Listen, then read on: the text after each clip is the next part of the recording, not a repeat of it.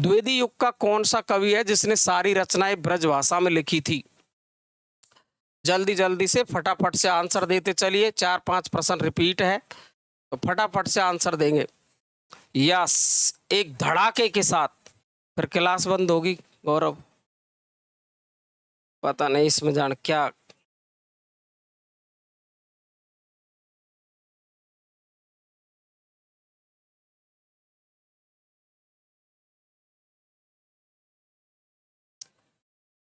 Enough video to maintain smooth, पता नहीं जान क्या टंटा है इसमें।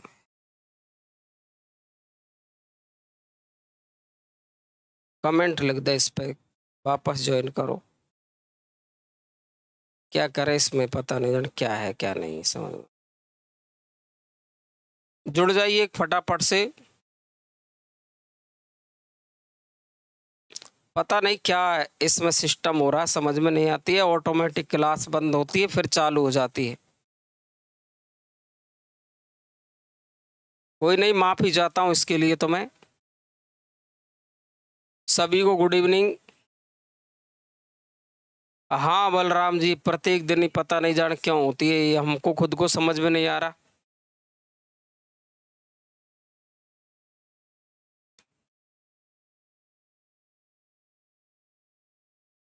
बिल्कुल कोई बात नहीं, आप वापस ज्वाइन कर लीजिए। अब जो हो गया तो हो ही रहा है, वो तो रिफ्रेश कर दे इसको और एक बार।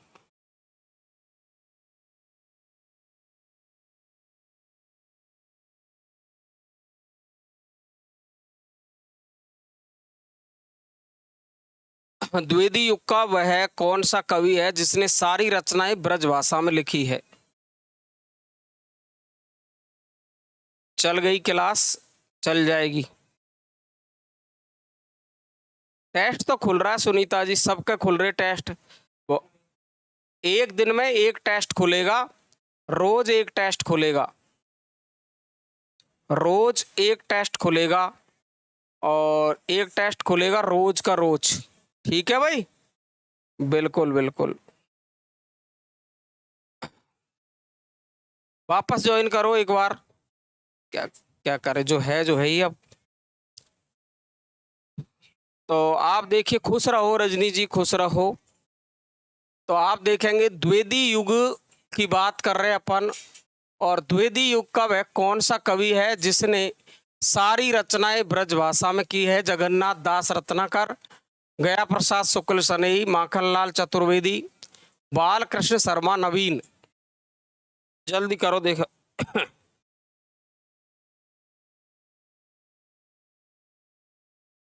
देखिए, जिन्होंने गंगावतरण लिखी है, गंगावतरण किसने लिखी है? ये गंगावतरण रचना उद्धव शतक, उद्धव शतक लिखी है। गंगावतरण, उद्धव शतक लिखी है। हिंडोला लिखी है, हिंडोला, और श्रृंगार लहरी, श्रृंगार लहरी। सारी रचनाएं ब्रजभाषा में लिखी है। तो आपका उत्तर होगा जगन्नाथ दास रत्नाकर। इन्हें कहते हैं जकी, जकी उपनाम से ये रचनाएं लिखते थे। तो आंसर आपका ए करेक्ट आंसर होगा, क्लियर होगा ए आंसर। बहुत बढ़िया, शानदार। चलिए अगला सवाल देखते हैं साथियों, फटाफट से जुड़िए। जयद्रथ वध रचना है तो किसने लिखी है? जयद्रथ वध, जल्दी से करें, 4-5 प्रश्न रिपीट हो सकते हैं आपके। जयद्रथ वध रचना जयशंकर प्रसाद, दिनकर निराला जी, मैथिली शरण गुप्त। जयद्रथ वध, जल्दी जल्दी से, जल्दी जल्दी से चलो, जल्दी जल्दी से चलो। जयद्रथ वध किसकी रचना है? मैथिली शरण गुप्त। कब लिखी थी? 1910। ठीक है भाई, आंसर आपका D correct answer. Very good, शानदार शानदार, एकदम शानदार। अगला सवाल है आपका माइकल मधुसूदन कृत मेघनाथ वध, ये 3-4 प्रश्न जुड़ गए हैं, कोई दिक्कत नहीं है। हिंदी अनुवाद किसने किया था इसका? मैथिली शरण गुप्त, रामचंद्र शुक्ल, बालकृष्ण भट्ट, महावीर प्रसाद द्विवेदी। तो माइकल मधुसूदन की जो रचना है मेघनाथ वध, इसका आपको उत्तर करना है मैथिली शरण गुप्त। मैथिली शरण गुप्त आंसर आपका यहाँ भी क्या बनेगा? A correct answer. बिल्कुल बिल्कुल बिल्कुल बिल्कुल, शानदार, एकदम। फटाफट आंसर दीजिए। काव्य मंजूषा, काव्य मंजूषा, कविता कलाप, कविता कलाप, काव्य मंजूषा, काव्य मंजूषा किसकी रचनाएं हैं ये? तो आप देखिए, मैथिली शरण गुप्त, प्रताप नारायण मिश्र, बाल मुकुंद गुप्त, महावीर प्रसाद द्विवेदी। यस, चिरगांव झांसी, 1886 में जन्म। वेरी गुड, वेरी गुड, शानदार। आंसर करें आप फटाफट से। काव्य मंजूषा, यस, काव्य मंजूषा, महावीर प्रसाद द्विवेदी। क्या करेंगे अपन?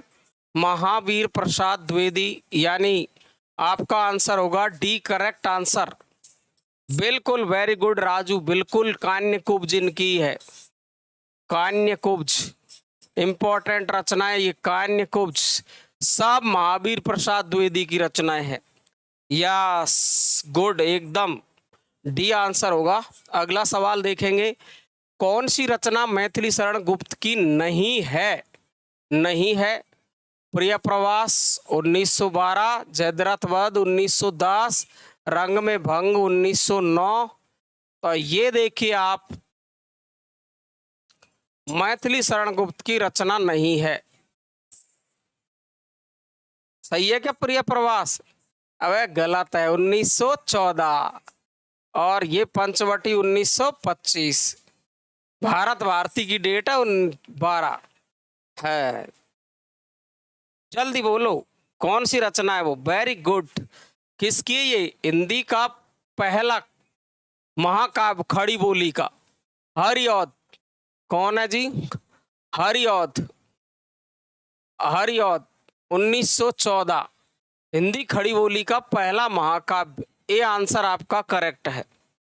यस, वेरी गुड, शानदार शानदार, बहुत बढ़िया। आंसर ए करेक्ट है। अगला सवाल, कौन सी रचना राम नरेश त्रिपाठी द्वारा लिखित नहीं है? पथिक, स्वपन, श्रांत पथिक और मिलन। जल्दी से करो यार, जो प्रश्न 5-6 प्रश्न है ये रिपीट प्रश्न, फटाफट से आंसर करो।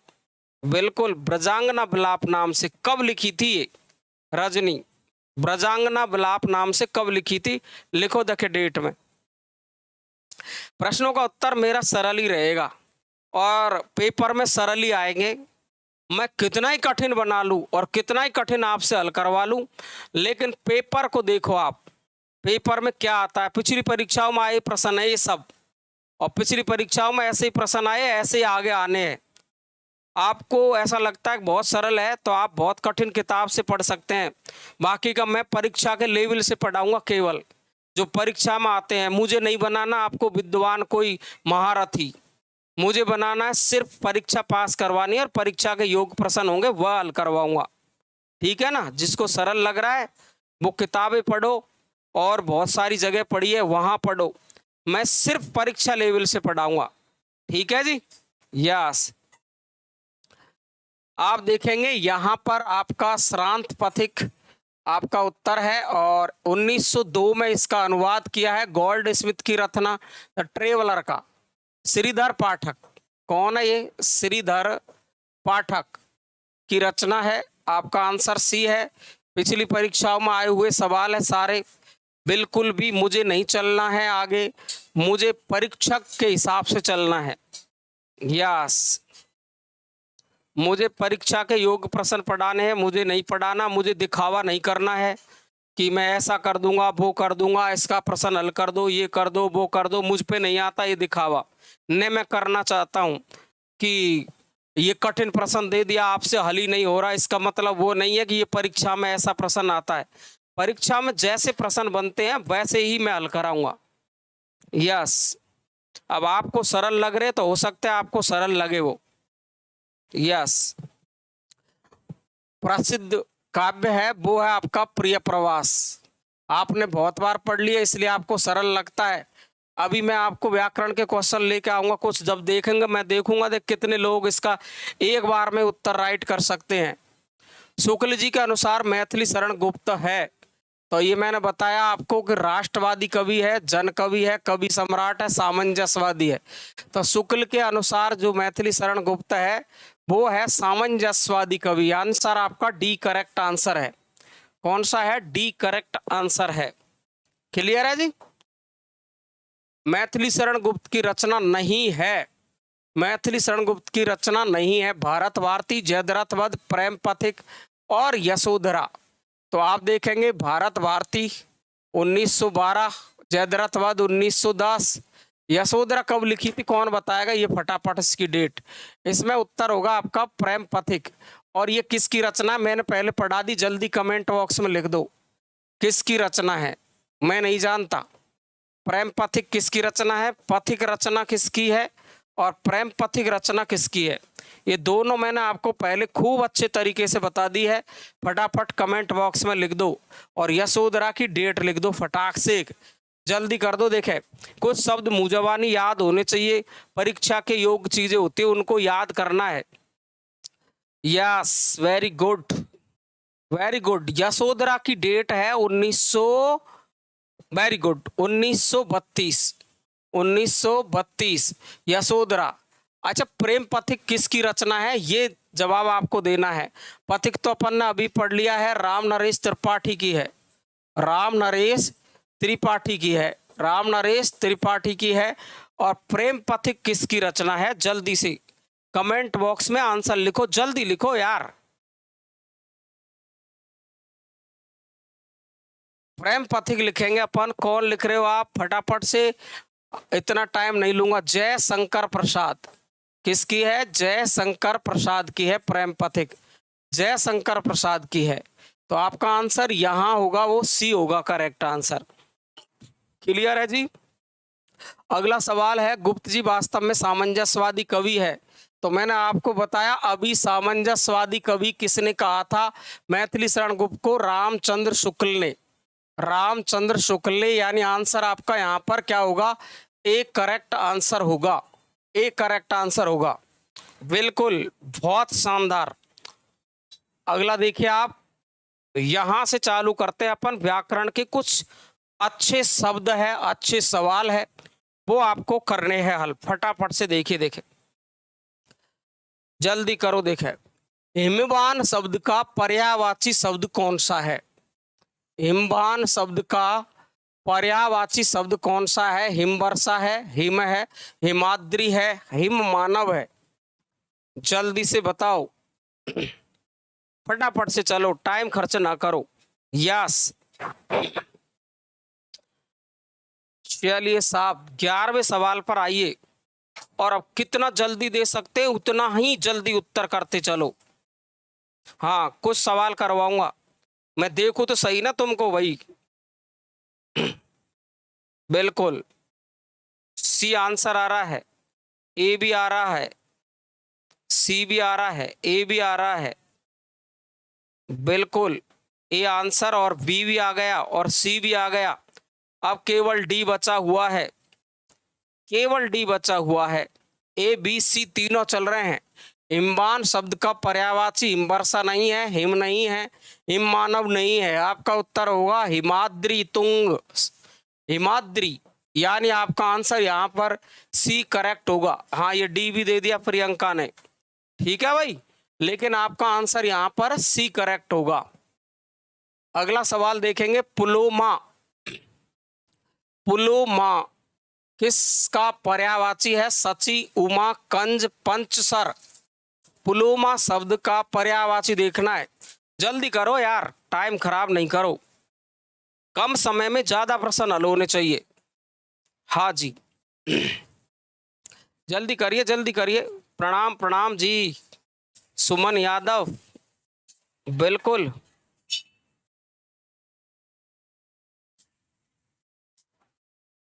देखो आप,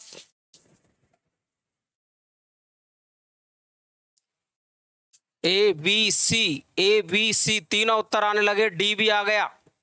yes, A B C D, A B C D. चलो बहुत बढ़िया आंसर आ रहे हैं आपके। ए भी आ रहा है, डी भी आ रहा है, सी भी आ रहा है, सारे के सारे आंसर आ रहे हैं।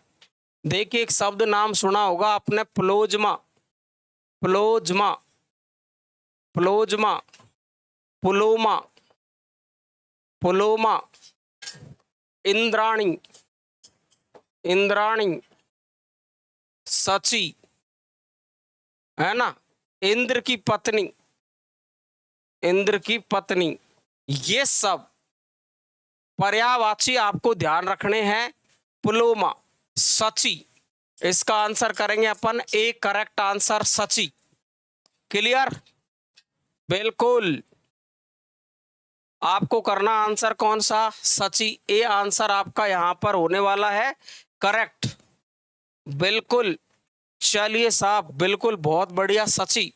अगला सवाल, राजीव शब्द का पर्यायवाची देखना आपको। राजीव शब्द का पर्यायवाची देखना आपको। राजीव शब्द का पर्यायवाची देखना है। तामरस, पारद, रसाल, कुमुद। जल्दी बताओ, देखे। ओ हो, जल्दी करो यार, टाइम खर्च ना करो, कम समय में ज्यादा प्रश्न हल कराना चाहता हूं मैं। और आपको ये जो फ्री टेस्ट चल रहा है आपका, ये 1 महीने तक फ्री टेस्ट चल रहा है अभी। तो जिसने भी ऐप डाउनलोड नहीं किया है वो आप हिंदी ज्ञान धारा, हिंदी ज्ञान धारा, हिंदी ज्ञान धारा ऐप डाउनलोड कर लीजिए और फ्री टेस्ट का लुत्फ उड़ाइए। व्याकरण, फिर काव्यशास्त्र, फिर आपका हिंदी साहित्य का इतिहास, भाषा विज्ञान, सबके टेस्ट आपको फ्री टेस्ट मिलेंगे। लगातार बंद नहीं होंगे टेस्ट, लगातार चलेंगे ये। Yes, A B C D, A और डी। देखिए ध्यान से सुनेंगे, ध्यान से सुनेंगे। तामरस, देखो ये है कमल का पर्यायवाची, कमल, और ये भी कमल का पर्यायवाची है।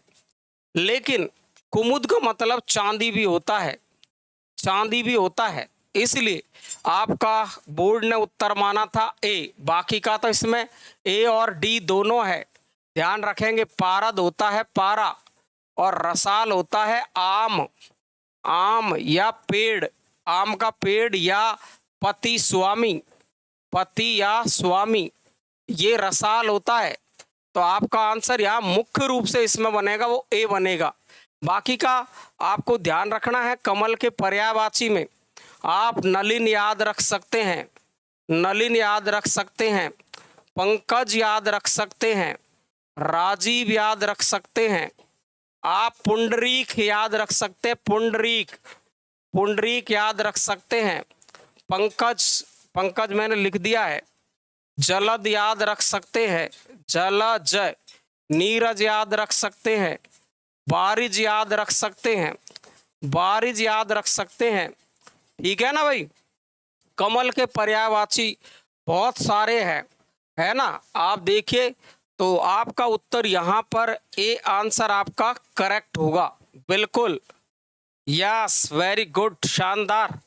अगला सवाल देखिए साहब, देवता का पर्यायवाची शब्द कौन सा है इसमें से? देवता का पर्यायवाची शब्द कौन सा है? भाग भाग के करो फटाफट से आंसर। अनीक, विबुध, अलकेश, ज्योतिष्क। देवता का पर्यायवाची शब्द, यस, अरविंद। बिल्कुल, कमल का पर्यायवाची अरविंद। जल्दी करो भाई।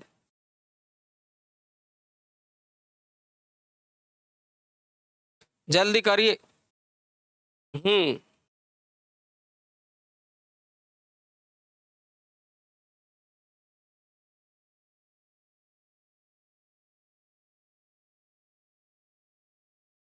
बिल्कुल, सरोज, सरसिज, सरोज, सरसिज सब कमल के पर्यायवाची है। देवता का पर्यायवाची देखना आपको। अनीक, अनीक है सेना का पर्यायवाची, सेना। कटक, चमू, इंपॉर्टेंट है।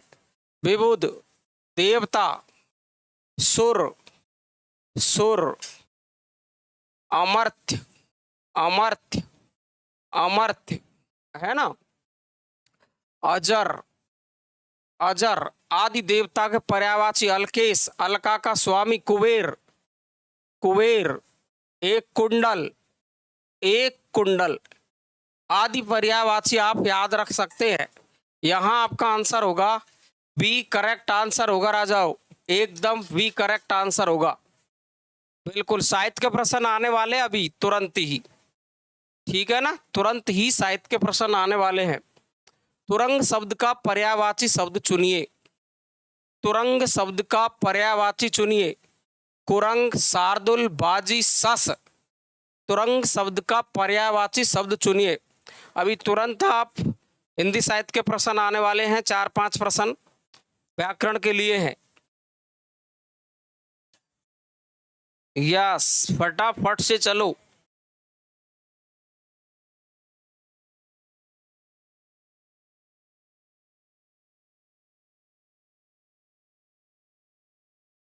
बी और सी आंसर आ रहा है,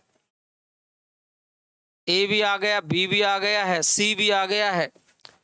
तुरंग, तुरंग मीन्स होता है घोड़ा, घोड़ा, अश्व, अश्व, है ना, तुरंग, तुरंग, बाजी, ये सब घोड़े के पर्यायवाची है, ध्यान रखेंगे। कुरंग होता है हिरण, कुरंग होता है हिरण, शार्दुल होता है शेर, बाजी होता है घोड़ा, सस होता है खरगोश, खरगोश या सस बच्चे को भी कहते हैं, बच्चा। तो आपका आंसर यहां पर सी करेक्ट आंसर हो गया राजा, सी, एकदम बढ़िया सी आंसर हो गया। क्लास तो चालू हुई है अभी, है ना, अभी साहित्य के प्रश्न आने वाले हैं। ये आ गए साहित्य के प्रश्न। मैथिली शरण गुप्त की प्रतिभा का विकास सर्वाधिक किस साहित्य के रूप में देखने को मिलता है, जल्दी बताओ।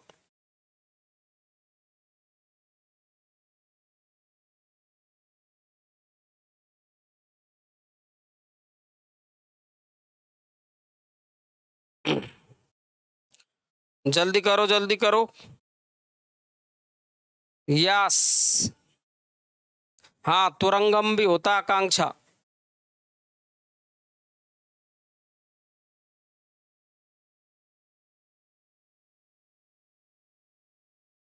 मैथिली शरण गुप्त की प्रतिभा का विकास, प्रतिभा का विकास सर्वाधिक किस साहित्य के रूप में देखने को मिलता है? क्या ये नाटककार के रूप में, प्रबंधकार के रूप में, प्रगीतकार के रूप में, मुक्तक काव्य के रूप में, या फटाफट से चलो। यस, क्या उत्तर आ गया आपका? देखिए, इन्होंने 2 काव्य लिखे हैं, प्रबंध काव्य लिखे हैं अधिकतर, और खंड काव्य इन्होंने लिखे हैं, खंड काव्य इन्होंने लिखे हैं। यहां आपका उत्तर होगा वो बी आंसर होगा, प्रबंधकार के रूप में जाने जाते हैं मैथिली शरण गुप्त। बी आंसर आपका करेक्ट है, बिल्कुल ठीक है भाई, बिल्कुल। अगला सवाल देखेंगे साथियों। निम्नलिखित में से मैथिली शरण गुप्त की कौन सी रचना है वो नायिका प्रधान, नायिका प्रधान नहीं है, नायिका प्रधान नहीं है? यशोधरा, पंचवटी, साकेत, विष्णुप्रिया। मैथिली शरण गुप्त की कौन सी रचना नायिका प्रधान नहीं है? यस, व्याख्याता भर्ती में 1 महीना लगेगा जी, गुड्डी बाई जी। 1 महीने बाद दीपावली के लगभग आपको व्याख्याता भर्ती देखने को मिलेगी, ग्रेड 2, ग्रेड 1 दोनों। यस, आंसर आ रहा है आपका बी, बहुत ही तरीके से। आपका पंचवटी 1925 में लिखी थी, 1932 में लिखी थी, साकेत 1931 में, विष्णुप्रिया 1957 में। तो देखो तीनों की नायिका है वो आपकी महिला है। पंचवटी के जो नायक प्रधान है ये, और इसके जो नायक है वो है लक्ष्मण। कौन है वो? लक्ष्मण इसके नायक है, इसलिए नायक प्रधान रचना है पंचवटी। यानी बी आंसर आपका करेक्ट होगा जी। इसमें डी नहीं होगा जी, डी नहीं होगा, बी आंसर आपका करेक्ट होगा। ये चैतन्य महाप्रभु की पत्नी विष्णुप्रिया है ना, तो वो है। साकेत में उर्मिला है, यशोधरा में खुद यशोधराई नायिका है इसकी, यशोधरा नायिका है, साकेत में उर्मिला है, विष्णुप्रिया खुद चैतन्य महाप्रभु की पत्नी, तो ये भी नायिका है। और पंचवटी में 1925 में नायक लक्ष्मण। आंसर आपका भी करेक्ट आंसर है। अगले सवाल देखेंगे, रंग में भंग नामक काव्य कृति के रचयिता कौन है? रंग में भंग रजवाड़ों का वर्णन है, इसमें रजवाड़ों का वर्णन है। रजपूती आन जिसको कहते हैं, रजपूती आन, रजपूती आन का वर्णन है, रजपूती आन का वर्णन है। रंग में भंग 1909 में लिखी थी, और ये लिखी थी मैथिली शरण गुप्त साहब ने। किसने लिखी थी? मैथिली शरण गुप्त। सी आंसर आपका यहाँ एकदम बेहतरीन उत्तर हो गया, बिल्कुल करेक्ट आंसर हो गया साहब, सी। अगला सवाल है जी, साकेत महाकाव्य का सर्वाधिक मार्मिक सर्ग कौन सा है? तो साकेत में सर्ग कितने हैं? तो 12 है। यहाँ आप देखना है षष्ठ सप्तम अष्टम नवम सबसे मार्मिक सर्ग के रूप में जाना जाता है, जिसमें उर्मिला की विरह का वर्णन देखने को मिलता है। उर्मिला विरह, उर्मिला उर्मिला लक्ष्मण की पत्नी, उर्मिला विरह देखने को मिलता है। वो सर्ग है आपका 9वां। कौन सा सर्ग है? 9वां सर्ग है। 9वां सर्ग आपका उत्तर राइट होगा, डी आंसर आपका करेक्ट होगा एकदम। या वेरी गुड, शानदार, पक्का पक्का पक्का जी, डी आंसर आपका करेक्ट है जी। द्विवेदी युग के संपूर्णतः प्रतिनिधि कवि कौन है? खतरनाक सवाल है। यस, द्विवेदी युग के संपूर्णतः प्रतिनिधि कवि कौन है? देखो, एक तो पूछता है आपसे द्विवेदी युग का प्रतिनिधि कवि, द्विवेदी युग का प्रतिनिधि कवि, और एक संपूर्णतः पूर्ण रूप से जो आपका माना जाता है प्रतिनिधि कवि, वो कौन है? द्विवेदी युग में मुख्य कवि महावीर प्रसाद द्विवेदी है, लेकिन यहाँ पूर्णतः प्रतिनिधि कवि है वो मैथिली शरण गुप्त है। कौन है जी? मैथिली शरण गुप्त है। यानी आपका आंसर यहाँ पर सी, बिल्कुल बहुत बढ़िया, एकदम शानदार, आप करेंगे सी करेक्ट आंसर।